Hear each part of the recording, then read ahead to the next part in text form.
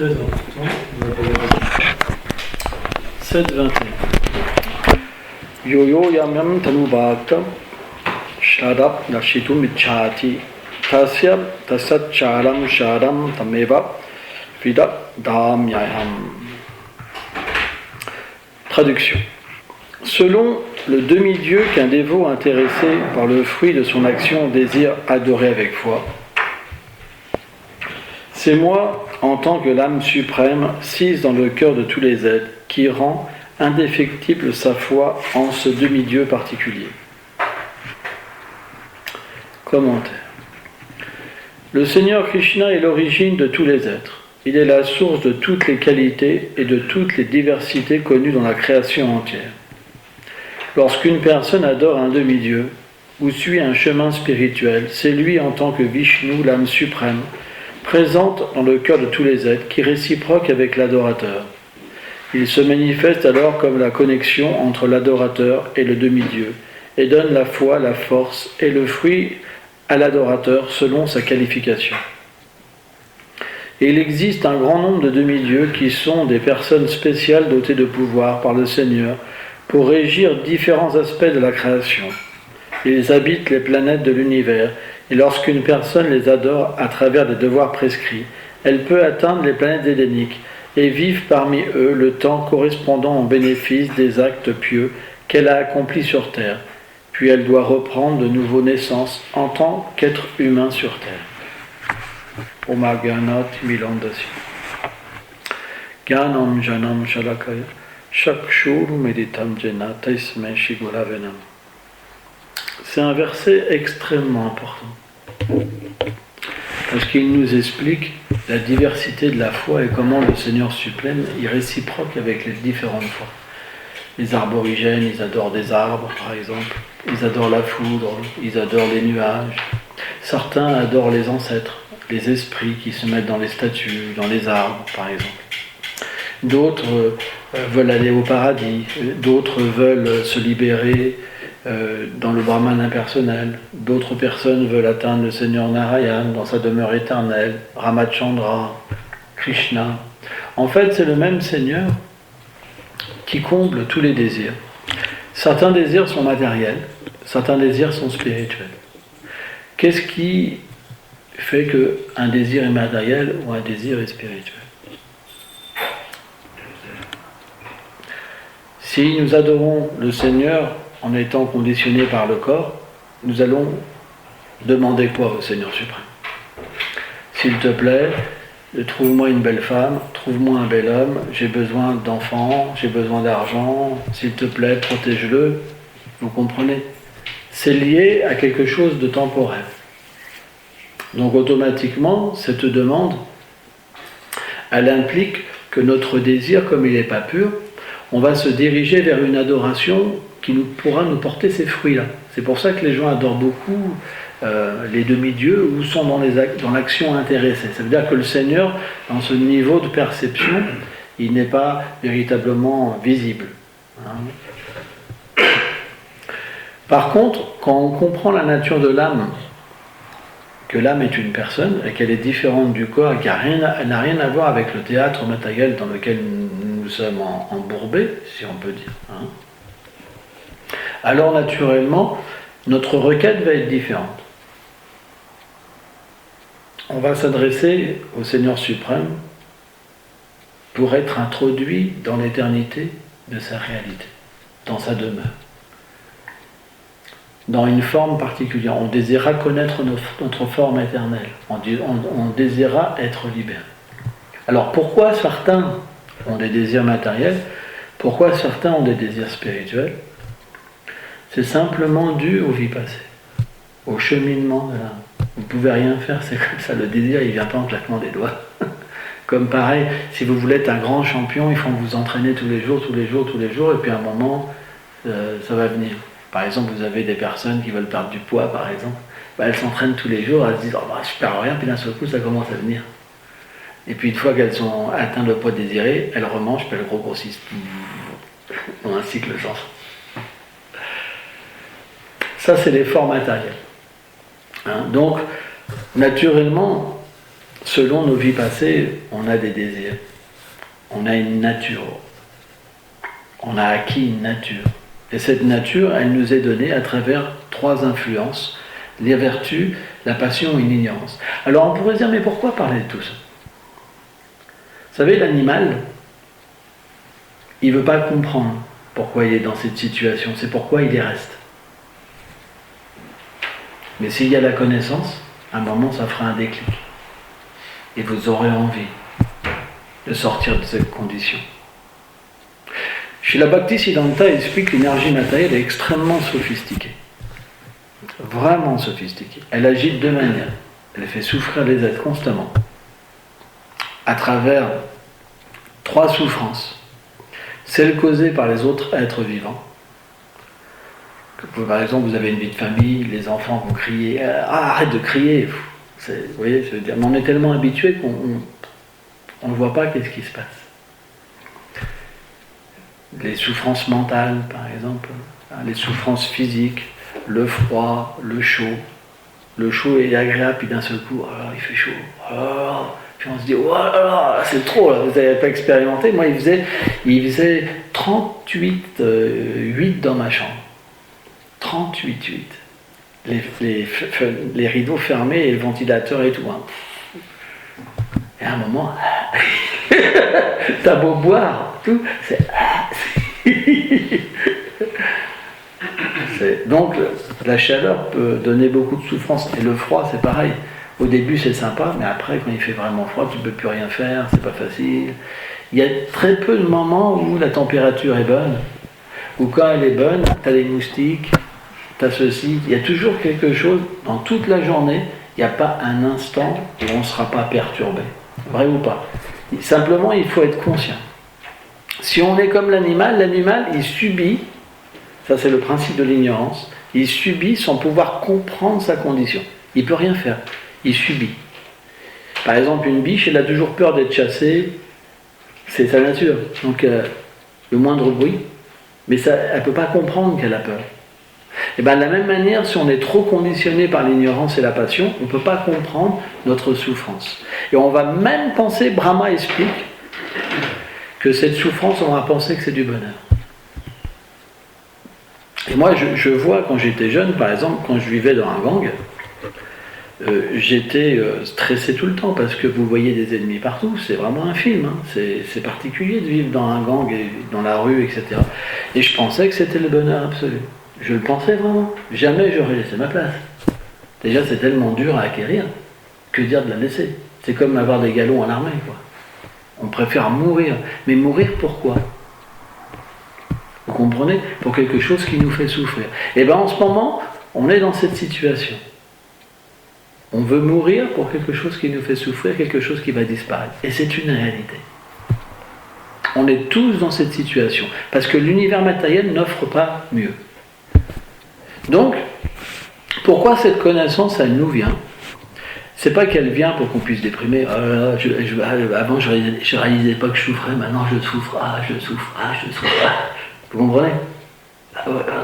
C'est terrible. Je les vois tous heureux d'être malheureux, mais moi je souffre. C'est pas ça le but. Vous comprenez? Le but, c'est que le Seigneur, il nous fait comprendre qu'on peut le servir dans ce monde et devenir heureux, faire les mêmes activités, avoir des enfants, avoir un business ou être un renonçant, peu importe, faire du sport, ce que vous voulez, faire de la musique, ce que vous voulez. On peut faire les mêmes choses. Mais la différence, c'est que l'action, quand elle est faite indépendamment de lui, elle porte un fruit matériel, donc une réaction qui va apporter soit du bonheur, soit du malheur. Mais quand elle est faite pour lui, elle n'offre pas de réaction matérielle. Elle purifie les réactions passées et elle éveille la relation qu'on a avec lui. C'est pour ça que le service de dévotion est particulier. Et c'est quelque chose qu'on n'a pas besoin de révéler même aux autres. Parce que ça se fait à l'intérieur. On prend l'exemple, alors c'est un exemple, parfois on se demande pourquoi un exemple comme ça existe, mais on prend l'exemple d'une femme qui a un amant. Eh bien, qu'est-ce qui se passe? D'habitude, quand son mari rentrait, C'est vraiment, il la regardait pas, rien, vraiment c'était. Et puis comme elle a un amant, elle veut qu'il se doute de rien. Donc elle va être très gentille avec lui, elle va s'occuper de lui pour qu'il se doute de rien, mais elle aime une autre personne à l'intérieur, par exemple. Et bien c'est la même manière. Notre relation avec le Seigneur suprême, on n'est pas obligé d'en parler à tout le monde. Parce que dans ce monde, il y a Isha, Jvesa, Samutena, Bangla, Monamata. Il y a l'envie et l'aversion. Il y a l'envie de Dieu. C'est pour ça qu'on est là. Les gens sont envieux de Dieu. Ils veulent la position du Seigneur. Ils veulent être Dieu. Ils veulent avoir leur royaume, leur chez-soi, leurs femmes, leurs enfants, leurs propriétés, leur ceci, leur cela. Ils veulent une position. Ils veulent faire ce qu'ils veulent. Vous comprenez? Faire leur vie. C'est ma vie. Je suis Dieu. C'est une réalité. C'est pas que le Seigneur empêche. C'est pour ça que le monde matériel existe. Mais dans sa demeure, c'est différent, complètement différent. On n'a pas cette vision, cette compréhension. Donc, si vous dites, par exemple, à votre, je sais pas, votre cousin, votre mari, que vous allez servir maintenant Dieu, et que lui, il a la haine, et ça va pas marcher. Il dit, ah bah oui, mais c'est pas moi qu'elle aime, là. C'est lui. J'en connaissais un qui pensait comme ça. il disait, ouais, mais c'est pas moi qu'elle aime. Elle sert le Seigneur pour me faire plaisir, mais c'est pas moi, quoi. Pour le plaisir du Seigneur, mais c'est pas moi qu'elle aime. Vous comprenez? Donc ça va créer une jalousie envers le Seigneur suprême. L'être, ça va le renforcer encore plus. Donc c'est pas une bonne chose. Donc en fait, le service d'amour du Seigneur, c'est quelque chose qui est caché, qui ne se révèle pas à n'importe qui. Sans ça, les gens vont vous prendre pour un fou. Premièrement, bah, lui, il est starbé, toi. Lui, il offre à qui? Il est vraiment starbé, les gars. Soit vous êtes dans une secte, soit on va vous rejeter. Parce que les gens qui sont envieux du Seigneur, ils ne vous feront pas de cadeaux. Tout le monde va vous aider. Ça se passe comme ça. Moi, ça s'est passé comme ça. Et beaucoup d'entre vous, ça s'est passé comme ça. Donc, on n'est pas obligé d'expliquer.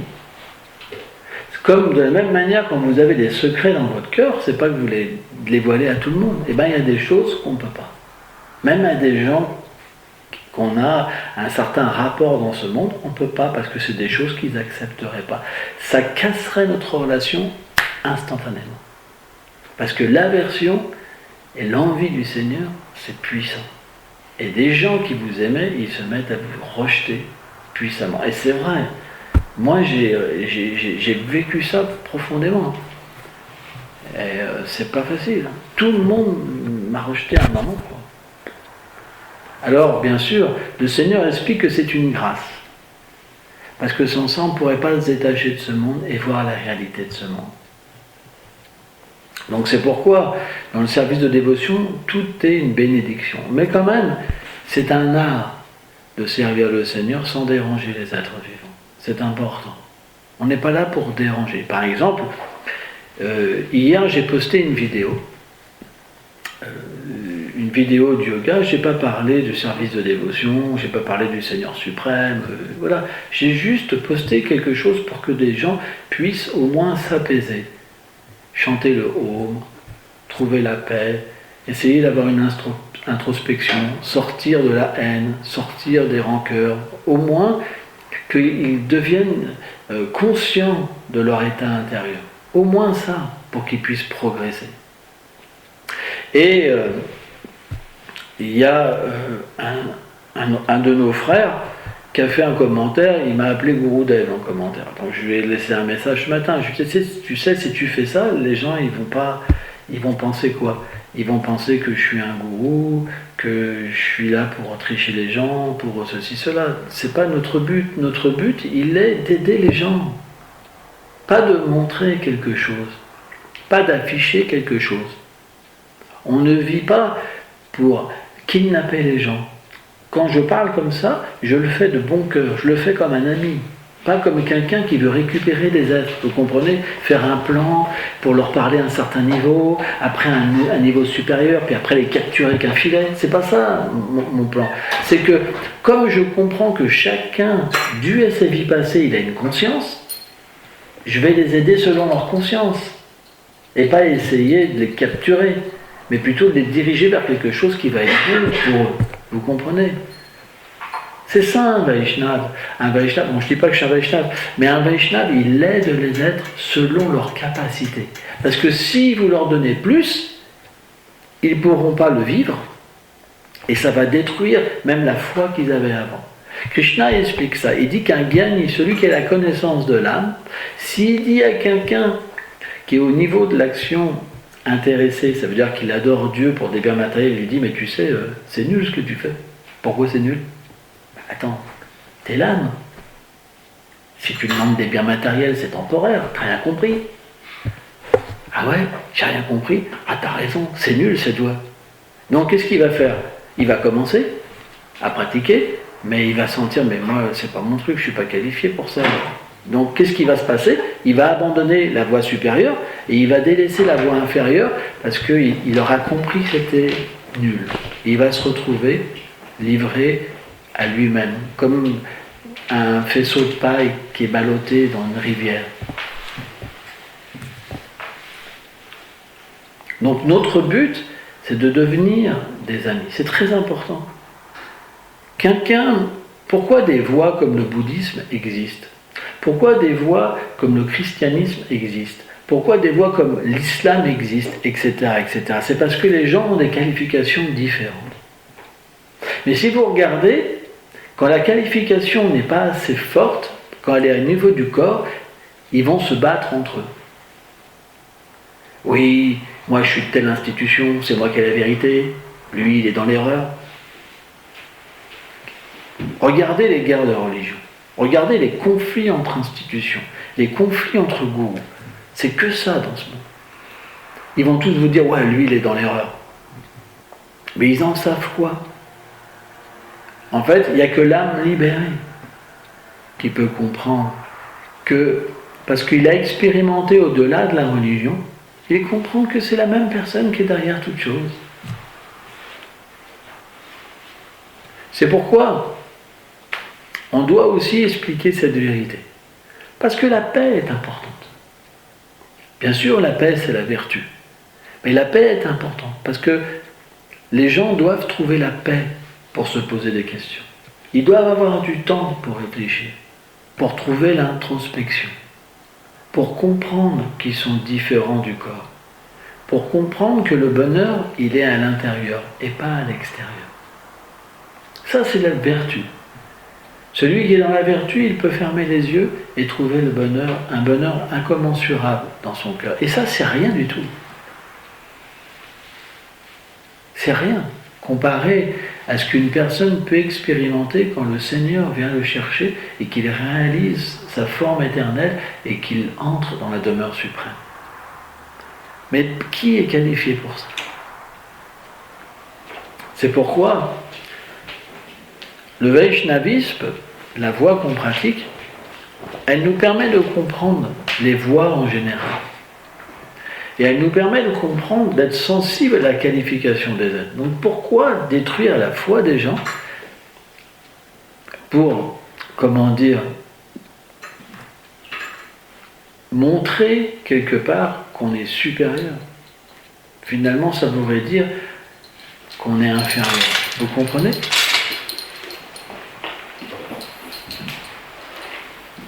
On devrait plutôt, par l'exemple, par un bon exemple, inspirer les gens à devenir des Vaishnavas.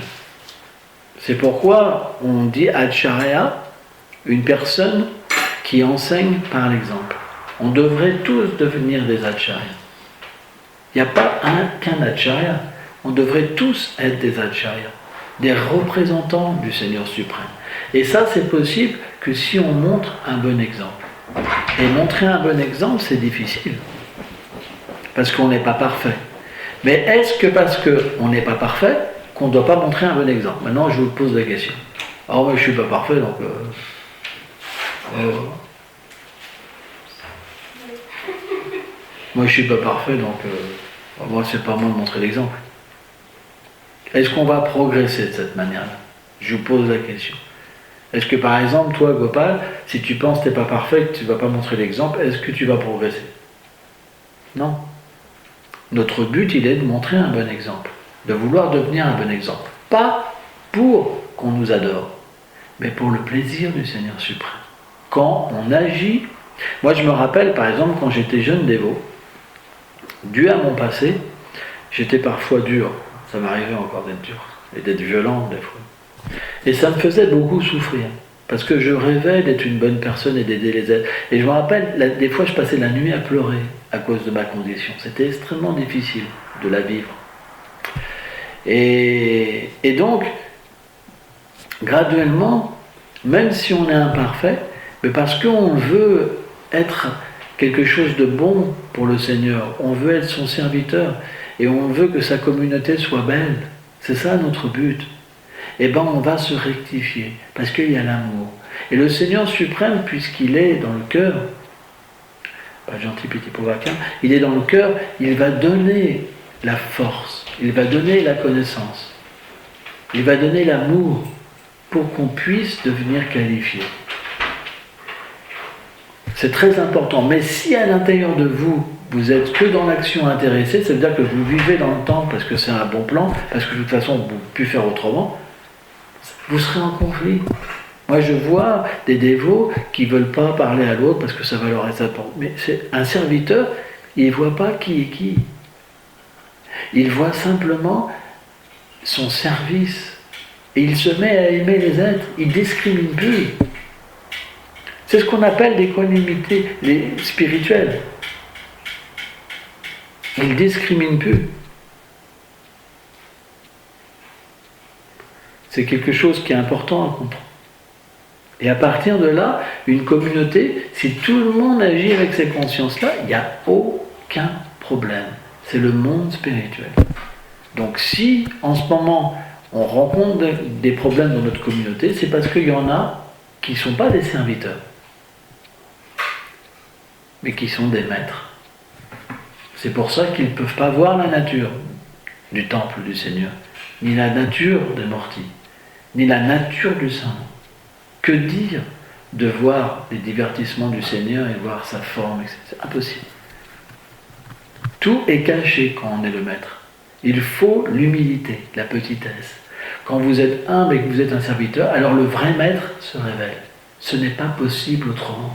C'est une belle méditation. Et quand le vrai maître ne se révèle pas, bah vous êtes perdu. Ça veut dire que vous avez des buts qui sont temporaires dans votre vie.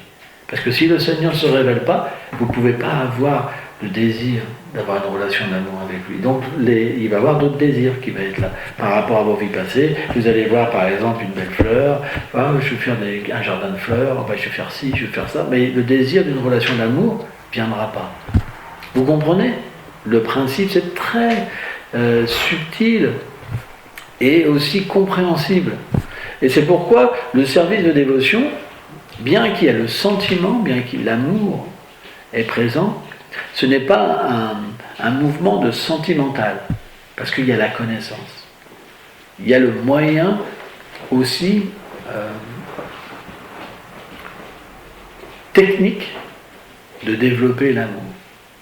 Puisque l'action matérielle conditionne et simplement recouvre l'être d'ignorance, si vous agissez simplement pour le Seigneur suprême, vous sortez de cette ignorance. Donc, il y a vraiment aussi des règles.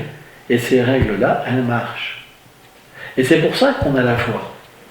Là, par exemple, si je suis un livre, mais à chaque fois que je lis, il y a que ça ne marche pas, je perds ma foi.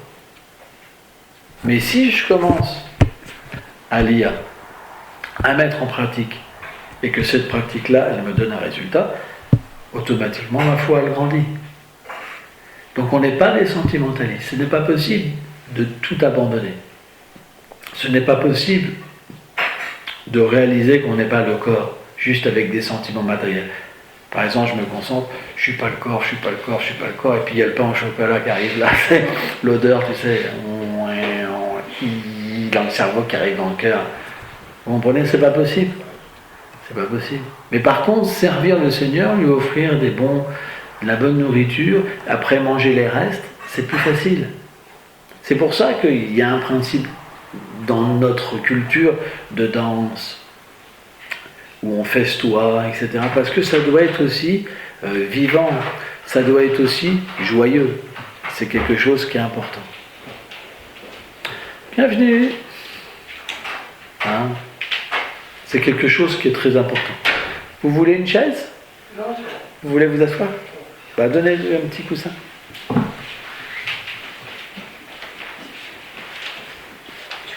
Donc, pour conclure, le Seigneur, dans la Bhagavad Gita, dans ce verset, en fait, il explique qu'il est dans le cœur de tous les êtres. Il accompagne tous les êtres. Et il les accompagne selon leurs désirs.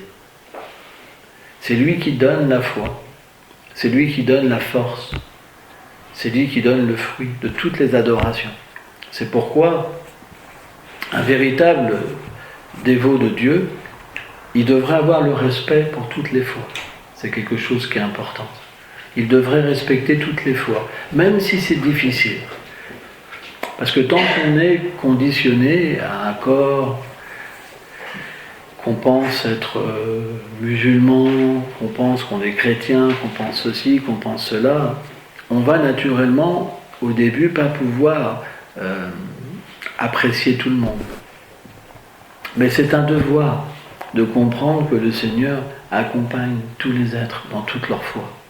Et on doit véritablement corriger notre mauvais sentiment à l'intérieur et travailler sur nous-mêmes. Pas voir des tricheurs, pas voir des démons, mais voir simplement que chacun a son chemin. Et qu'à un moment, en fait, tout le monde peut arriver à la perfection. C'est juste question de temps, parce que l'âme, elle est parfaite. L'âme, elle est déjà parfaite. Elle est simplement recouverte de différentes couches et de désirs. Donc, plus on va s'éveiller à cette réalité, et plus on va être en paix. Vous savez, quand vous acceptez la foi, et que vous vous mettez à se dire, lui, il s'est trompé, et lui, là, il s'est trompé, et l'autre aussi, il est dans l'erreur. Mais vous voyez, vous développez la haine. Vrai ou pas? Au nom de l'amour, vous développez la haine. Et il y a beaucoup, en fait, de religieux qui peuvent développer la haine au nom de l'amour. Ça va? Ok. Donc le point, si on accepte une religion pour développer l'amour, pour développer la haine, ça ne sert à rien. Le but d'accepter une religion, c'est pour développer l'amour. C'est notre but. Vous comprenez? Donc c'est pourquoi la connaissance, elle est importante. Comprendre qu'on est l'âme. Comprendre que le Seigneur, il n'est pas derrière un drapeau. Comprendre qu'il est juste avec tous les êtres.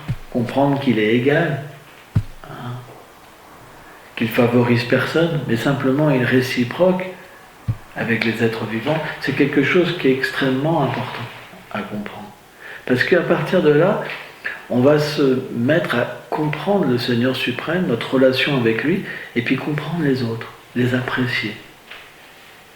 Et là, on va trouver naturellement une harmonie. On va trouver quelque chose à partager. Vous comprenez? Sans ça, c'est pas ma foi. Mais moi, je me rappelle, j'ai été une fois à un rassemblement, parce qu'on est à la sécurité sociale des cultes, donc il y a une caisse qui s'appelle la Cavimac. Et on allait à un rendez-vous de la Cavimac, alors il y avait toutes sortes de religieux, habillés en habits, etc. Et à un moment, je me suis dit, bon, ça serait bien de rencontrer, de faire de l'interreligieux, etc. Et je leur ai dit, voilà, on serait intéressé par faire des choses, etc. Ils disent, mais nous, ça ne nous intéresse pas. Et c'est difficile, c'est vraiment dur à vivre. Ou alors, une fois, par exemple, alors c'est pas pour attaquer, chez nous aussi, il y a des gens super fanatiques et super fermés, hein. C'est grave, hein. Et ça se passe dans toutes les religions. Je me rappelle, une fois, j'avais fait un pèlerinage, pas loin d'ici, qui n'est pas dans ma foi, mais j'aime aller avec d'autres croyants de temps en temps comme ça. Et ça se passait super bien, on avait fait toute une procession et tout, puis j'arrive dans un endroit du pèlerinage et ils il me pose la question où c'est que j'ai été baptisé, ceci, cela, et là, et là, je lui dis non, je ne suis pas baptisé, j'ai une autre foi. Et là, tout le monde a arrêté de me parler. Tout le monde. C'est pas simple. Hein. Et j'ai eu tellement d'expériences comme ça. Ça ne veut pas dire que tout le monde est comme ça, mais ça veut dire que le Seigneur m'a fait voir qu'il ne faut pas être comme ça. Ça fait mal. Ça fait mal de ne pas pouvoir respecter les autres. Hein. Donc, on doit véritablement travailler sur nous-mêmes. La liberté, c'est quelque chose qui est très important.